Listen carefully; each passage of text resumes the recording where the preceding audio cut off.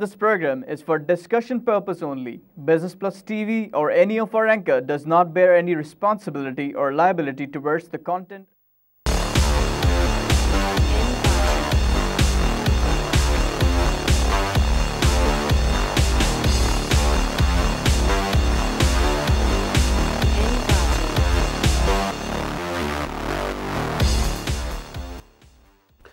This is Business Plus, broadcasting live from Karachi, Pakistan. You're watching Tips of the Trade. I am your host Tariq Khan Javed. नाज़रीन, आज की market में मंदी है और शहर में बहुत ज़बरदस्त ट्रैफिक जाम लगा हुआ है। चीफ मिनिस्टर के ऑफिस के सामने एहतजाज वगैरह कर रहे हैं, बहुत मुश्किल से पहुँचा हूँ।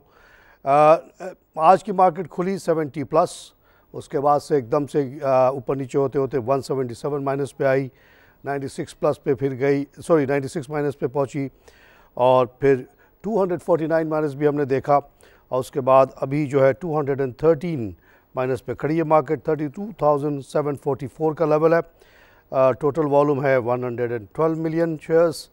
और आज की एक जो इम्पोर्टेंट ख़बर वो ये है कि डीलर्स ने सीएनजी की कीमत कम करने का कहा और ये बात बिल्कुल जस्टिफाइड है। जिस कीमत पे इस वक्त गैस दुनिया में बिक रहा है $1.7 का 1 मिलियन मेगाफेट, उसके हिसाब से तो अगर आप बात करें, अगर गवर्नमेंट बीच पे से हट जाए और छोड़ दे इसको, आलू प्याज अंडा जिस तरह से बिकता है वैसी बिकने दे, तो हम अमेरिका से एक तो 1.7 पे ला के यहाँ $3 पे बड़े $3 साढ़े $3 में हम सीएनजी वालों को सप्लाई कर सकते हैं और उस रेट पे सीएनजी की कीमत 10-12 रुपये हो जानी चाहिए। अभी 67 रुपीज़ है, तेल से भी महंगा है। कराची की मैं से बात कर रहा हूँ, तो ये बिल्कुल ही जस्टिफाइड नहीं है। इसकी कीमत ये 35-40 की हो जानी चाहिए, बड़ी आसानी से हो सकती है ये गवर्नमेंट के टैक्सेस के बावजूद। अदरवाइज़ ये 10-12 रुपये से ज़्यादा की चीज़ नहीं है जो जिस तरह से मार्केट चल रही है। नाज़रीन, कल भी मार्केट गिरी थी और लेकिन आप लोगों ने बड़ा अच्छा किया कि आप लोगों ने 2.9 मिलियन के शेयर ख़रीदे। गोरे फिर कल बेच के भाग गए 1.2 मिलियन और आप लोगों की ख़रीद की वजह से मार्केट ज़्यादा नहीं गिरी थी 78, लेकिन आज लगता है कि आप लोग भी हिम्मत हार रहे हैं शायद, इसलिए एकदम से नीचे आ रही है मार्केट। आप लोगों से गुजारिश है कि गोरे को बेचते थे, आप ख़रीदें। आई लाइव कॉल से बात करें। हेलो हेलो हेलो, अस्सलाम वालेकुम। वालेकुम जी, मुझे आप दो ऐसे शेयर बता दें अच्छे टॉप के जो लेने वाले हो लॉन्ग टर्म के लिए। अच्छा जी, देखिए मैं टू बी सेफ़ ये ना कोई कहे कि मैं अपने तरफ से कुछ कह रहा हूँ। ये वॉल्यूम लीडर्स की लिस्ट मेरे सामने मौजूद है और मैं आपको इसी में से बताऊँगा। टॉप पे आज दीवान मोटर है, 12 रुपये 40 पैसे का हो गया, ये 38 पैसे बढ़ा हुआ है। ये वो शेयर जो मैंने पब्लिकली मुनीर खनानी के ऑफिस में खड़े होकर कहा था 1 साल पहले ले लो, 2 रुपये का था, आज माशाल्लाह 12 रुपये का है। जिन लोगों ने लगाया उनके बहुत फ़ायदा हो गया। पाक रिफाइनरी 43.30 का हुआ माइनस होने के बाद। जो साहब कॉल करें उनसे कहूँगा पाक रिफाइनरी ले लें, इसमें अभी बड़ी गुंजाइश होगी आगे। आगे मैं कहता हूँ नेशनल बैंक आप ले सकते हैं। इस वक्त नेशनल बैंक ने 20 बिलियन कमाया है, उसकी कीमत आस्ते आस्ते बढ़ेगी। मेरी तरफ से पाक इलेक्ट्रॉन आप ले लें और एंग्रो फूड ज़रूर ले लें। ये 2 के बजाय आप 4 शेयर लें मेरे तरफ से। जितना बड़ा फैला के रखेंगे उतना ही आपके लिए अच्छा है। नाज़रीन, ये जो दीवान सीमेंट है, इसकी क्यों मैंने कहा था कि ये बढ़ेगा, इसलिए कहा था कि ये एक सीमेंट कंपनी है और इस वक्त सीमेंट की इतनी डिमांड है लोकल कि हमारे लोकल कंपनीज जो हैं उसको बहुत तेज़ी से एक्सपेंशन करना चाह रहे हैं। 3-3 मिलियन टन की जो कैपेसिटी बढ़ानी चाह रही है, लकी, डीजे खान, अटक वगैरह। तो ये छोटी मोटी जो कंपनीज हैं जो चलने के लायक हैं, जिस पे प्रोडक्शन हो सकती है, उनकी एक वैल्यू है। इसी तरह दादा भाई सीमेंट की भी एक वैल्यू है, लेकिन उनके मालिकान जो हैं वो हमसे पैसा लेके भाग गए, पता नहीं किधर है। उनको टीसीएस भेजा तो वापस आ गया, उनका जो ऑफिस का एड्रेस दिया हुआ वो गलत है। आई लाइव कॉल से बात करें। अस्सलाम वालेकुम तारिक साहब। वालेकुम जनाब। तारिक साहब, एक रिक्वेस्ट करने से आपसे जी, वो ये कि मैं शाफेसर में रहता हूँ और यहाँ पे आपको केबल नहीं आता। अच्छा। तो मरीज में साहब हैं, उन्होंने केबल आपको बंद किया हुआ, काफ़ी अर्सा हो गया। प्लीज़ इनसे बोलेंगे कराएं आप। देखिए, केबल वाले हमसे पता नहीं जलते हैं क्या होता है, हम क्योंकि हम भी एक केबल हमारा रिलेटेड कंपनी अभी WTL हमारी है, इसलिए शायद कोई कंपटीशन इन लोगों के आपस की है कि हटाते हैं, लेकिन अब उनका ज़ोर ख़त्म। ये हमारे तमाम शो जो हैं आप हमारे business+tv.com पे देख सकते हैं, और साथ साथ अभी के अलावा बाद में भी आप देख सकते हैं। उसके अलावा हम ये कर रहे हैं कि तमाम के तमाम शोज़ हम अपलोड करते हैं, और ये वेबसाइट इस पे आ जाता है यूट्यूब पे, लेकिन हमारे टीवी के ज़रिए ही से आप वहाँ पे लिंक करके आप देख सकते हैं। तो केबल ऑपरेटर्स की जो ताकत थी वो आप देखा जाए टेक्नोलॉजी ने बहुत हद तक ख़त्म कर दी है।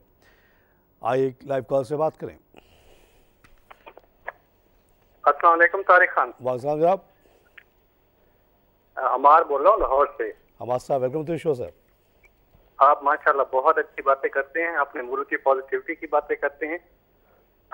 मैं आज से 15 साल पहले एक कंपनी में इन्वेस्टमेंट की थी जी, 7.5 लाख रुपए की। अच्छा, अभी उसकी वैल्यू है 2 लाख रुपया। कौन सी कंपनी थी जी? वो कंपनी थी आरिफ हबीब कॉर्पोरेशन। शाबाश। उसने डिटेल बताइए उसके बारे में, पब्लिक को बताइए, नैब को भी बताइए। उस कंपनी ने उस कंपनी से 12 कंपनियां बना ली जी, और अब वो खरीदना चाहता है PIA स्टील मिल जी। और उसके जो शेयर होल्डर हैं वो क्या करें जब तक ये लोग बैठे हुए हैं स्टॉक एक्सचेंज में। आप सर ये जो अपना ये बात आप नैब को लिख दें। कोई वजह ही नहीं है कि 7 लाख का इन्वेस्टमेंट हो जाए 2 लाख। 2009 में मैं आया, लोगों का हाथ पाँव पकड़ के ज़बरदस्ती कर करके भी दोस्तों से झूठ कर्जा मांगा। मैं ये एक तो दोस्ती चेक करना चाह रहा था कि इतने साल बाद आया हूँ, पता नहीं दोस्ती रही या नहीं रही। तो कई दोस्तों से मैंने कहा यार 2 लाख दे दो, 4 लाख दे दो, और उन्होंने दे दिया, और उनका शेयर ख़रीद के मैंने उनको दे दिया। तो वह हैरान हो गए। सब के सब का 1 लाख 7 लाख हो चुका है इस वक्त। जो ये बात कहता है कि गिर गया है, झूठ बोलता है, पाकिस्तान पे तोहमत लगाता है, हमारी मार्केट पे तोहमत लगाता है। हाँ, फ्रॉड हुए, मुझे खुद हुआ है। एक जावेद उमैद वोरा नाम की कंपनी थी, उसमें एक बच्ची ने लगा दिया बहुत रिक्वेस्ट करके 300 रुपये पे, और वो गिर के हो गया आज 1 रुपये 50-20 पैसे का शायद। तो ये 2-4 जो इस तरह के फाइनेंशियल इंस्टीट्यूशंस ने सबसे ज़्यादा मार दिया है। ये जो आप बात करें आरिफ हबीब का शेयर, सुना है कि ये 2200 का हुआ, उसके बाद गिर के ये 20 रुपये का हुआ, और अब 40 का हुआ है। तो आरिफ हबीब साहब सीना ठोकते हैं कि जी 40 का हो गया। कहाँ गया वो 2200? इसी तरह JS के कुछ शेयर्स, इसी तरह के फंड, उनकी अपनी कंपनी के नाम पे 1400 के हो के फिर 7 रुपये के हो गए। कैसे हो गए? नैब को, जावेद उमैद वोरा को, ये सब ये जो फंड मैनेजर्स इस तरह के हैं, इसी तरह ये जो परवेज सिक्योरिटी, इन सब को पकड़ के बंद करना चाहिए। पूछना चाहिए कि बताओ किधर गया पैसा। आइए क्लाइव कॉल से बात करें। जी अस्सलाम वालेकुम, मैं तारिक बात कर रहा हूँ। सवाल तो मुझे कुछ और पूछना था, लेकिन ये बात बिल्कुल ठीक है कि आरिफ हबीब या JS जैसे जो बड़े ब्रोकर्स हैं, ये मेरा भी एक्सपीरियंस है कि इनके अकाउंट खोले तो ये जबरदस्ती आपको ऐसा गाइड करेंगे कि जब कोई शेयर नीचे आने वाला होगा, और मैंने देखा ये खुद बेच रहे होते हैं उस दिन, ये मतलब अपने जो क्लाइंट्स हैं उनको सुबह सुबह अलर्ट और मतलब ईमेल्स और कॉल्स और वो आती हैं। उसके बाद पता चलता है at the end of the market के जी इन्होंने खुद ही बेच दिया, और जो इनके क्लाइंट है वो खुद ही है, खासतौर पे आरिफ हबीब कॉर्पोरेशन लिमिटेड। और ऊपर से जिस दिन ये मतलब राइट्स वगैरह आते हैं ना, उस दिन ये जिस दिन राइट की ट्रेडिंग शुरू होती है, सुबह ये ट्रेडिंग ही सस्पेंड कर देते हैं आधा पौना घंटा, और पता चलता है कि खुद ही इन्होंने शेयर बेच दिए, मार्केट नीचे आ गई, तब वो कहने लगे जी हमारा ये ट्रेड कास्ट में ये हो गया वो हो गया, आधे घंटे बाद ये ओपन कर देते हैं। जी ये सब चीज़ें आजकल जो है SCCP के पास ऐसे ऐसे सॉफ्टवेयर आ गए हैं कि काफ़ी हद तक वो पकड़ रहे हैं। और लेकिन अगर आप और हम जैसे लोग इनकी निशानदाही करेंगे SCCP को भी, और SCCP के ज़रिए हमें करना चाहिए, नैब को, दोनों को लिखें, ख़त लिखें, कॉपी कर दें नैब को डायरेक्ट, ताकि अगर SCCP इसको छुपाने की कोशिश करे तो पता चल जाए। और FIA को भी कर दें, कोई हर्ज नहीं है कि भाई क्यों फ्रॉड हुआ, क्यों हमारे मुल्क का नाम बदनाम किया, हमारे मज़हब का नाम बदनाम किया, हमारे मार्केट को बदनाम किया। इसीलिए लोग कहते हैं, जिससे पूछो कि जो स्टॉक में लगाओ, कहता है जी तो जुआ है, वहाँ तो गिर जाती है। मतलब कैसे गिर जाती है भाई? कौन सी कंपनी आपकी गिर गई है? बाटा गिर गया, शीज़ान गिर गया, नेशनल फूड गिर गया, कौन सी कंपनी गिर गई? कौन सी कंपनी गायब हो गई? किसी कंपनी को गायब होते हुए नहीं देखा पाकिस्तान में। सबके कारोबार फल फूट रहा है। जिसके 10 साल जिसको देखा था, आज वो जाओ तो वो पहचान में नहीं आता। गुजरात वाला जैसे शहर में गया, काफ़ी सालों के बाद वहाँ से हमने मशीन ली थी 65,000 ईच की प्रेसिंग मशीन, जो कि कराची में थ्रू द बैंक 5 लाख की मिल रही थी। तो वहाँ जाके देखा तो वो कंपनी को पहचाना ही नहीं। अब वो इतनी शानदार company with guest house and everything, VIP treatment, माशाल्लाह कौन सा कारोबार यहाँ ख़राब हुआ है भाई।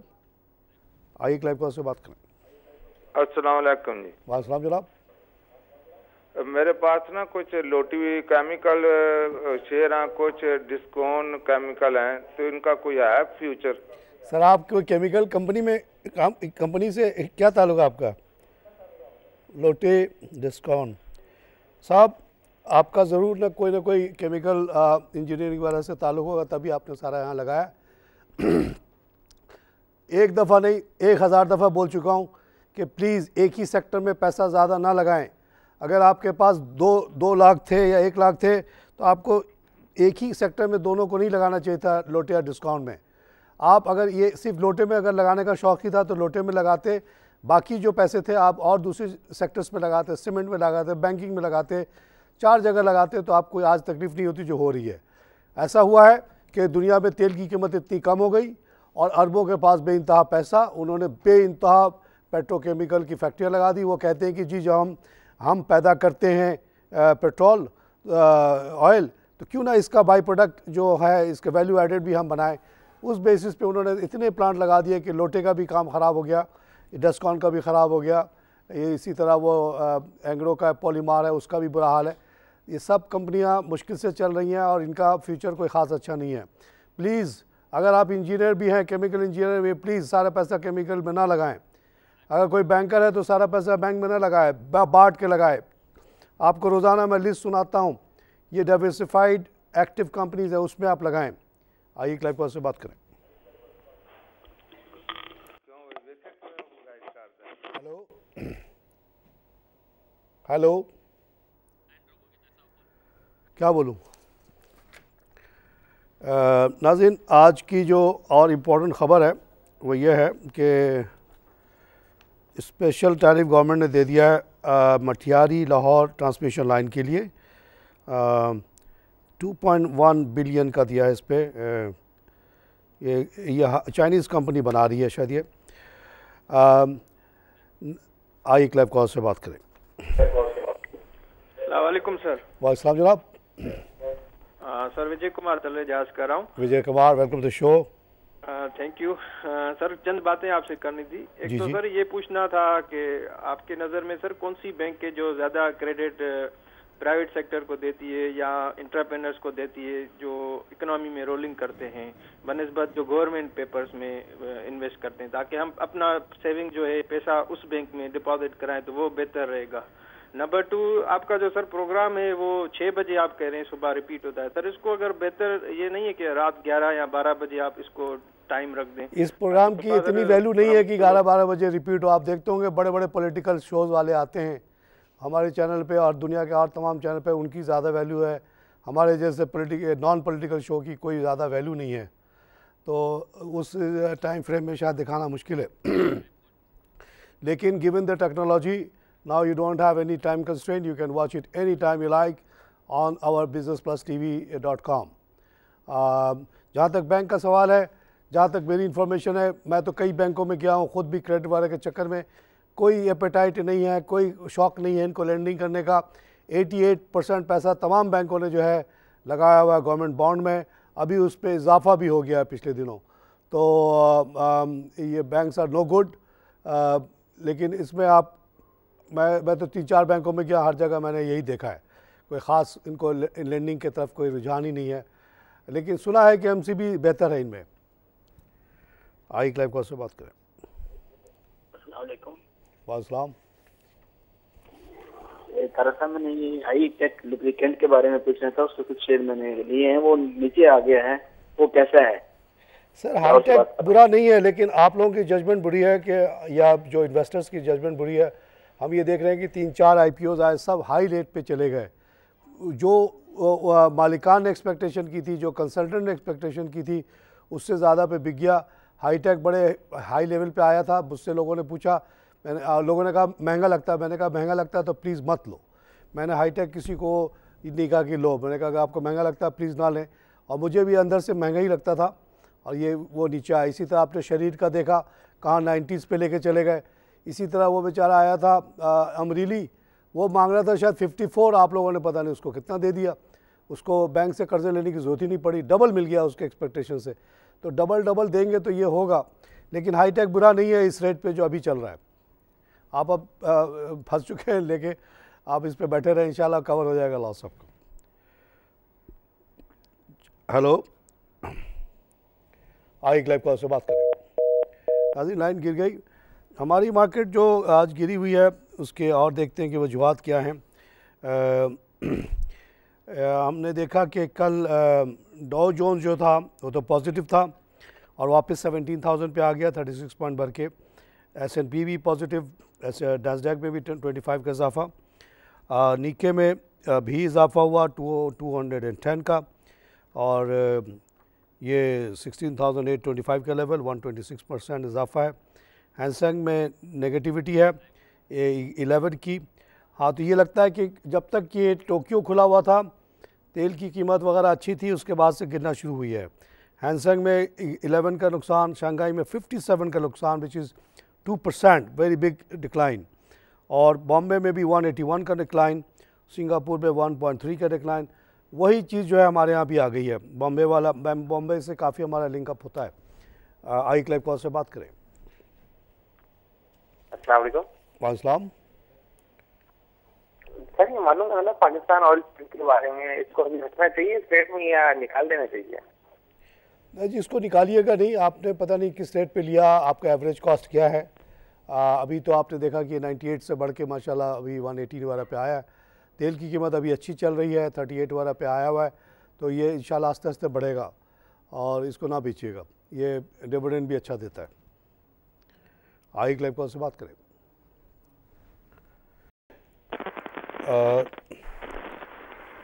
हेलो। हेलो जी जनाब। हेलो हेलो हेलो हेलो जी बोले प्लीज़, मैं तारिक खान बोल रहा हूँ। बोले जनाब, मैं तारिक बोल रहा हूँ। ये बिजनेस प्लस से बोल रहे हैं? जी जी, तारिक खान जावेद बोल रहा हूँ। तारिक खान जावेद बोल रहा हूँ। नाज़रीन, जो आज की खबर एक बड़ी इंटरेस्टिंग है, वो ये है कि gold falls as stock rise. जैसे जैसे स्टॉक की कीमत बढ़ी है तो गोल्ड की कीमत घटना शुरू हो गई, और आज वो शायद स्पॉट 1,244 का था, डाउन 1.3%। इस गोल्ड में मैंने कभी किसी को रिकमेंड नहीं किया और अक्सर लोगों को इस पे फंस के डूबते मरते हुए देखा है। अभी आपने रिसेंट टाइम में देखा होगा, अब देखिए सब ब्रोकर वगैरह खामोश हो गए इस पर। पहले आके यही हमारे चैनल पे चीखते थे लगाए गोल्ड में, लगाए गोल्ड में, और पता नहीं वो $2,400 का होके एकदम से 1,800 का हुआ, अब 1,200 का हो गया। बहुत सारे लोगों ने उन्होंने छोटे छोटे टिक्कियाँ निकाल दिए कि टिक्कियाँ ख़रीद लीजिए, आप रख ले घर में, डाकू आए कोई बात नहीं, और उसके बाद वो सारे इन्वेस्टमेंट उनकी ज़ाया हो गई। अब आजकल गोल्ड की कोई मार्केटिंग नहीं कर रहा है, और जो लाखों लाख रुपए लोगों को नुकसान हो गया उसका कोई पूछने वाला नहीं है। गलत इन्वेस्टमेंट कराई, डुबाई, गोल्ड वोल्ड के चक्कर में ना पड़े। नाज़रीन, आप लोगों को छोटी सी ब्रेक।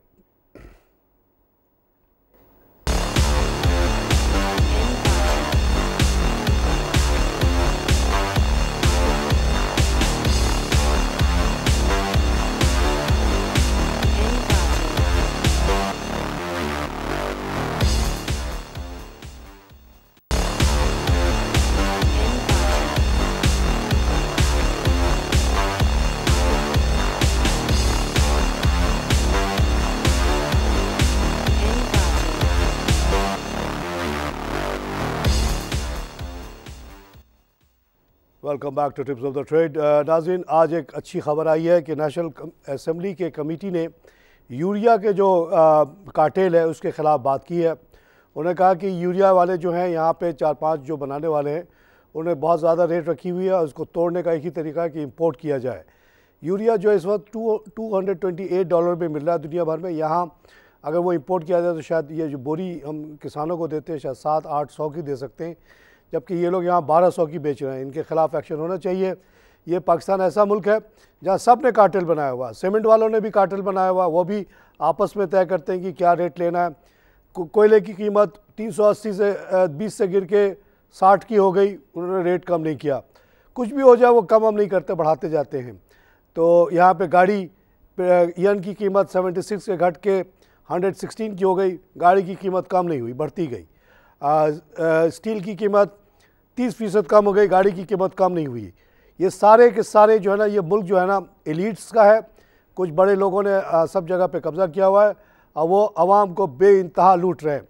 गाड़ी वाला लूट रहा है, सीमेंट वाला लूट रहा है, यूरिया वाला लूट रहा है, चीनी वाला लूट रहा है, गंदम पैदा करने वाला लूट रहा है, सब लूट रहे हैं। 25 रुपये का जो आटा बिकना चाहिए इस मुल्क में वो 50 का लूटता है, बिक रहा है। बीच में 25 रुपये सब मिलजुल के खा रहे हैं। आइए लाइव कॉल से बात करें। हेलो। 37 रुपये का चीनी पूरी दुनिया में बिक रहा है, यहाँ 64 का बिक रहा है यूटिलिटी स्टोर में। क्यों? इसका फ़ायदा किसको जा रहा है? 13 रुपये की हमने सब्सिडी दी, ये मिल मालकान को सपोर्ट दिया कि भाई शायद तकलीफ़ में है, कहने लगे कि जी वो हमें पैसा, हमारे पास पैसा नहीं है किसानों को देने का।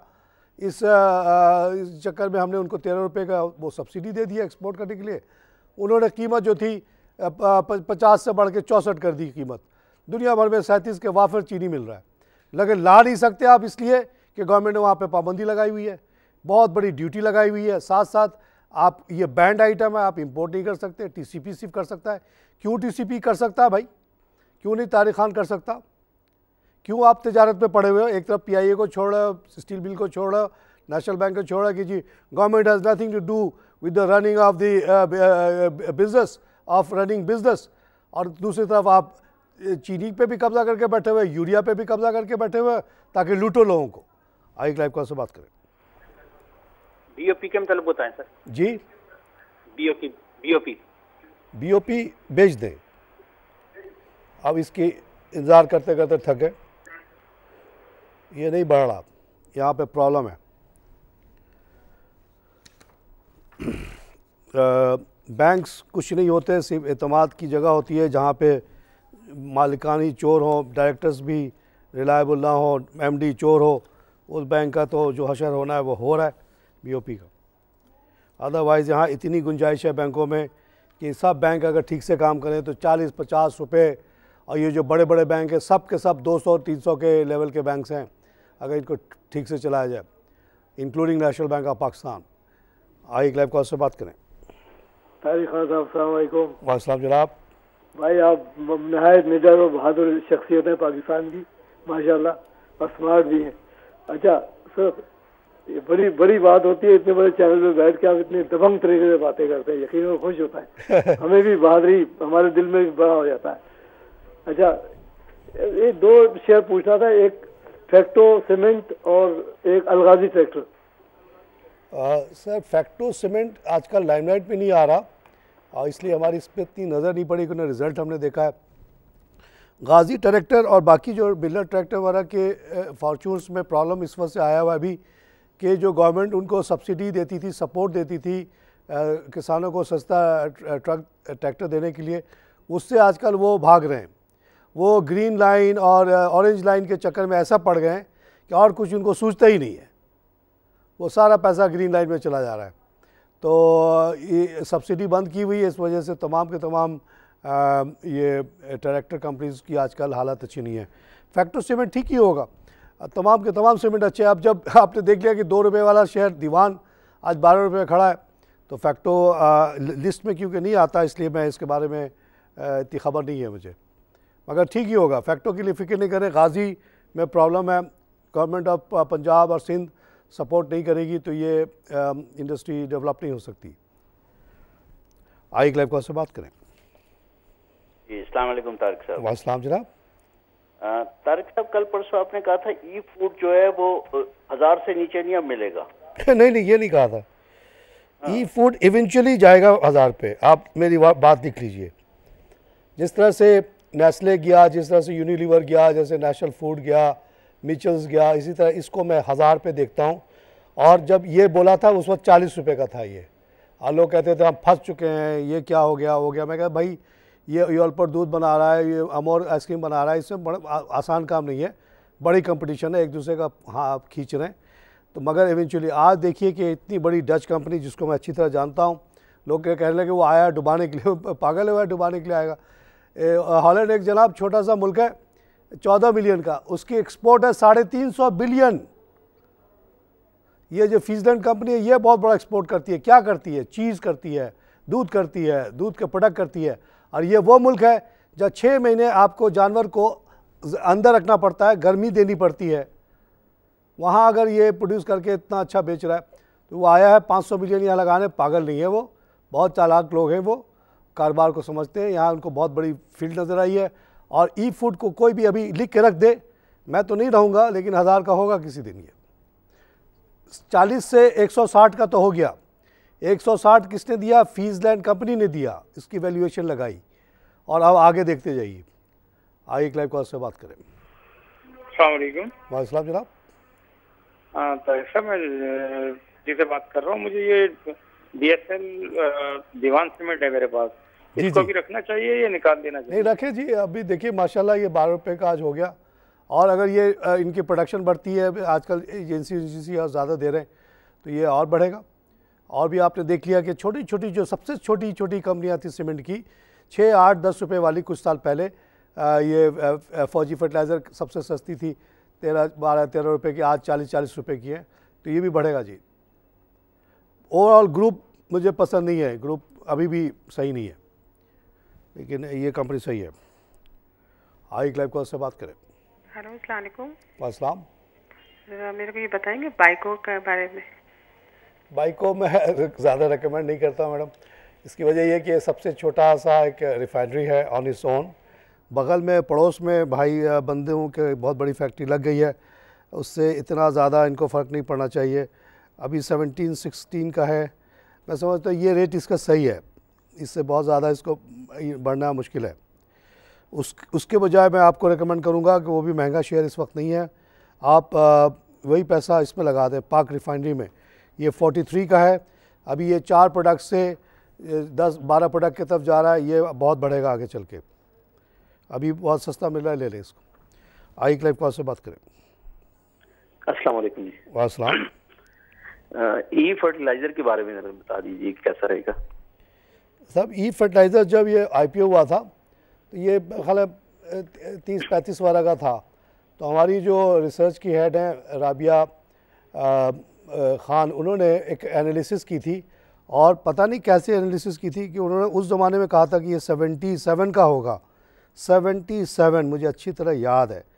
बीच में ये उससे भी ऊपर गया और आज जनाब ठीक 76 पर खड़ा है आफ्टर फॉलिंग 1.45, यानी on the spot what Rabia said, it was trading at 77.45 yesterday and today it is at 76। तो ये होती है जनाब माहिराना राय, और उसके पीछे बहुत बड़ी कैलकुलेशन होती है। तो ये इस रेट पे है। और अभी आपके मैंने ख़बर सुनाई कि हम लोग बहुत नाराज़ हैं, ये पूरे एंग्रो फर्टिलाइज़र हो या फातिमा हो या फौजी, सब मिलके इस मुल्क को लूट रहे हैं। और नेशनल असेंबली की कमेटी ने कहा इनको स्टडी किया जाए और इनको सज़ा देने का एक ही तरीका है कि बाहर से इंपोर्ट कर लिया जाए सस्ता यूरिया और किसानों को दे दिया जाए। इसी तरह मैं डिमांड करता हूं कि 1 साल के लिए गाड़ी की इंपोर्ट खोल दें, हर गाड़ी को फ्री आने दें, फिर देखें इन गाड़ियों वालों का हाल। आपकी ऑटो पॉलिसी इसी वजह से नहीं आ रही है कि जो 4 एग्जिस्टिंग हैं वो बड़े बड़े ब्रीफकेस पहुँचा रहे हैं रोज़ाना के बेसिस पे। इसको 2-4 दिन भी रोक दो, 2 महीना रोक दो, जैसे 1980 से अब तक रोका हुआ है, मज़ीद कम से कम 10 साल रोक दो, किसी और को आने दो। 4-5 बड़ी बड़ी कंपनियां आके लाइन पे खड़ी हुई हैं कि आप पहले ऑटो पॉलिसी दे तो हम आते हैं, 100% पाकिस्तान में गाड़ी बनाते हैं, लेकिन ये आने नहीं दे रहे उनको। और ये हुकूमत क्या करती है? ये किस बात की हुकूमत है? ये आवाम को फ़ायदा नहीं देखती है। और ये ब्रीफ केस पे हो सकता है कि प्राइम मिनिस्टर को नहीं मिलता हो ब्रीफ केस, ये नीचे वाले लेते हों, लेकिन प्राइम मिनिस्टर साहब तो सो रहे हैं, बादशाह बन गए, वो मुग़ल आज़म के बादशाह लगते हैं शक्ल से। तो वो उनको ख़बर ही नहीं कि नीचे क्या हो रहा है, उनके नीचे लूटा जा रहा है लोगों को। लोग दवा के पैसे बना, यूरिया वाला बना रहा है, कॉटन वाला बना रहा है, गंदम बेचने वाला बना रहा है, चीनी वाला बना रहा है, सीमेंट वाला बना रहा है, फर्टिलाइज़र वाला बना रहा है, गाड़ी वाला बना रहा है, सब बना रहे हैं, पैसे आवाम को चूस रहे हैं। ये चीज़ हम बर्दाश्त नहीं कर सकते ज़्यादा दिन तक। अमेरिका जैसे मुल्क में जहाँ इतना कैपिटलिज्म था, बर्नी नाम का आदमी आया, उसने हिला के रख दिया है। उसने कहा ये लूट खसोट, बैंक, इंश्योरेंस, फार्मा, ऑटो और ये जो बड़े बड़े कंस्ट्रक्शन कंपनीज हम नहीं चलने देंगे, तोड़ देंगे आके इनका गेट वेट सब। और वहाँ अब हिलना शुरू हो गया है मामला। आज सुबह को इतना ज़बरदस्त डिबेट हुआ है, बर्नी आसानी से जीत गया क्लिंटन के ऊपर और उसने सारे इश्यूज उठा के रख दिए हैं जो पहले कोई नहीं बोलता था। उसने कहा निकारागुआ में आप क्यों गए, आपने LND को क्यों हटाया, आपने क्यूबा पे अटैक क्यों किया, आपने लीबिया पे अटैक क्यों किया, आपने इराक पे क्यों अटैक किया। क्लिंटन के पास कोई इसका जवाब नहीं था। वहाँ के लोगों की मेंटेलिटी बिल्कुल चेंज हो रही है। लोग $10, $20, $40 बर्नी को अपने उसके वेबसाइट पे डायरेक्ट डाल रहे हैं। वो किसी भी बैंक से, किसी भी बड़ी कंपनी से एक पैसा नहीं ले रहा और उनको डायरेक्ट धमकी दे रहा है, कह रहा हाँ मैं ख़तरा हूँ तुम्हारे लिए, तैयार हो जाएगा, मैं आया तो तुमको इतना टैक्स लगाऊंगा कि तुम्हारा बुरा हशर कर दूंगा। आइए लाइव कॉल से बात करें। अस्सलाम वालेकुम। अस्सलाम जनाब। जी सर, मुझे ये पूछना था कि मैंने बड़े हलाल के लाख रुपए रखे हैं, तो उसकी कोई इन्वेस्टमेंट बनती है, सब मुझे आइटम मिलना चाहिए। अल्लाह आपको आपके हलाल आमदनी को बहुत बरकत दे और आपकी मेहनत की कमाई है जनाब, बिल्कुल नहीं डूबेगी। आप अच्छी अच्छी कंपनियों में लगाएं और सुकून से बैठ जाएं। किसी कोई आइटम रिकमेंड करेंगे आप? जी मैं आइटम आपको इसी लिस्ट से रिकमेंड करूंगा, कोई ये ना कह दे कि अपने तरफ से कोई कह दिया इसने। पाक रिफाइनरी ख़रीद लें भाई, सुई नॉर्दर्न और सुई साउदर्न दोनों ले लें, थोड़ा थोड़ा, सब थोड़ा थोड़ा लें। फौजी सीमेंट ले लें, सस्ता है, सबसे सस्ता शेयर इसका अभी सीमेंट में है, स्पॉट हुआ है, आज तो आप ख़रीद भी नहीं सकते इसको। आप जनाब पाक इलेक्ट्रॉन ले लें मेरी तरफ से, आप पावर सीमेंट भी आ जाया हुआ है। एंग्रो फूड ज़रूर लें और फौजी बिन लादन फौजी फर्टिलाइज़र बिन कासिम जिस आज XD है 51 का, वो ज़रूर लें, यहाँ पे बहुत बड़ी तब्दीली आ रही है। एंग्रो कॉरपोरेशन ले लें थोड़ा सा, नेशनल बैंक ले लें जितना ले सकते हैं। इसके अलावा अगर आप अभी इस वक्त oil and gas, PPL, POL वगैरह भी इनके रेट्स अच्छे हैं, अगर ले लेंगे तेल की कीमत बढ़ेगी तो आपको बड़ा फ़ायदा हो जाएगा। वैसे भी जो जिस रेट पे है उतने ही प्रॉफिट वो दे रहे हैं। इसके अलावा अगर आपके पास और पैसा हो, हपको कैपको ले लीजिएगा ज़रूर, क्योंकि ये अब अच्छे डिविडेंड देने वाले शेयर्स हैं। आदम जी ले लें, वो भी डिविडेंड देता है। तो ये आप लगा के बैठ जाएं और इसको फलने फूलने दें और जो डिविडेंड आए वो खा लें। बोनस जो आएगा उससे आपके नंबर ऑफ़ शेयर्स बढ़ते चले जाएंगे, इन्वेस्टमेंट आपकी बढ़ती चली जाएगी, इंशाल्लाह कोई नुकसान नहीं होगा। आइए लाइव कॉल से बात करें। अस्सलाम वालेकुम। वालेकुम जनाब। हाँ सर, विजय बात कर रहा हूँ। एक पॉइंट आपसे पूछना भूल गया था मैं। जी विजय। सर ये अभी बजट का टाइम आने वाला है, प्रोपोजल्स गवर्नमेंट मांग रही है, तो सर आप हमारी तरफ से इनको प्रोपोजल दें ना, कुछ टैक्सेस में बेहतरी आए, PT डिविडेंड हो गया। आप बताएं सर। मैंने तो एक पेज खोला हुआ है फेसबुक पे रिफॉर्म पार्टी पे के नाम से। वो रिफॉर्म पार्टी से मतलब है कि हम लोग जो तब्दीली चाहते हैं, क्या तब्दीली चाहते हैं, और मैंने लोगों से कहा कि आप बताएं कि क्या आप चाहते हैं। मैं तो 2009 से पब्लिकली बोल रहा हूँ, डरता नहीं हूँ। मैं भी एक दूसरा बैनरी पैदा हो गया हूँ पाकिस्तान में। बैनरी सैंडर्स जो है वो पिछले 30 साल से ऐसी सी बातें कह रहा है जो कोई वहाँ नहीं करता था, लेकिन उसको लोग सोशलिस्ट कहते रहे, ये कहते रहे, साइड पे करते रहे। आज वो ऐसा प्रोमिनेंट होकर आया है कि पूरी कॉर्पोरेट हिल रही है इस वक्त अमेरिका की। मैं भी हिलाने की कोशिश कर रहा हूँ। 2009 से काम हम छोड़ के, बहुत बड़ी तनख्वाह छोड़ के बैठा हुआ बोल रहा हूँ। बड़े से बड़े जितने एक्सपर्ट थे यहाँ के सबको बुला के माशी मसाइल में सवाल किया कि भाई क्यों गुर्बत है, कैसे ठीक हो सकता है, और मेरी जो आइडियाज़ थे वो भी बताया। जब 25 साल बाहर रहा हूँ, लंदन की लाइब्रेरी में महीनों बैठ के मैंने रिसर्च किया कि अंग्रेज़ क्या क्या यहाँ से करके गया है। अंग्रेज़ों की ऐसी ऐसी चीज़ें मेरे पास पता है कि सब बता दूँ तो यहाँ लोग अंग्रेज़ों से बिल्कुल नफरत करने लगेंगे। आइए लाइव कॉल से बात करें। अस्सलाम वालेकुम। वालेकुम जनाब। नफीसा दादा बोल रही हूँ। Nafisa, welcome to the show madam. अच्छा, एक तो लोगों को बोले ई फूड में अब थोड़ी प्रॉफिट टेकिंग करनी चाहिए मेरे ख्याल से। क्या करनी चाहिए? प्रॉफिट टेकिंग होनी चाहिए। दूसरा ये लोगों से कहें सिल्क, नेट, समेट पेस वेस सबको बेच दें। और बड़ा फौजी ले लें, कैप्को ले लें, हपको ले लें, टेली पेस वगैरह बेच दें। चलिए, आपकी रिकमेंडेशन पब्लिक तक गई। मैं जो थोड़ा सा पठान हूँ, पागल सा हूँ, मैं ई फूड कभी ना बेचूँ। मैं 162 पे भी इसको ख़रीदूँगा। आज तो नीचे आ गया है 2 रुपये, आज 155 का है। 162 पे तो फीसलैंड मेरी जानने वाली कंपनी ख़रीद रही इसको। क्या वो लोग पागल हैं? उनको क्या समझ नहीं है? वो 200-300 साल से इस कारोबार में हैं, आज से नहीं है। उनको पता है दूध कहाँ बिकेगा, चीज़ कहाँ बिकेगा।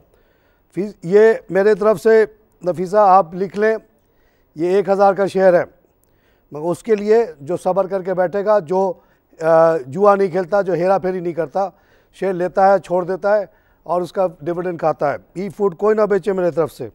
दूसरी जो आपने कही लोगों ने सुनी, आई डोंट माइंड दोस।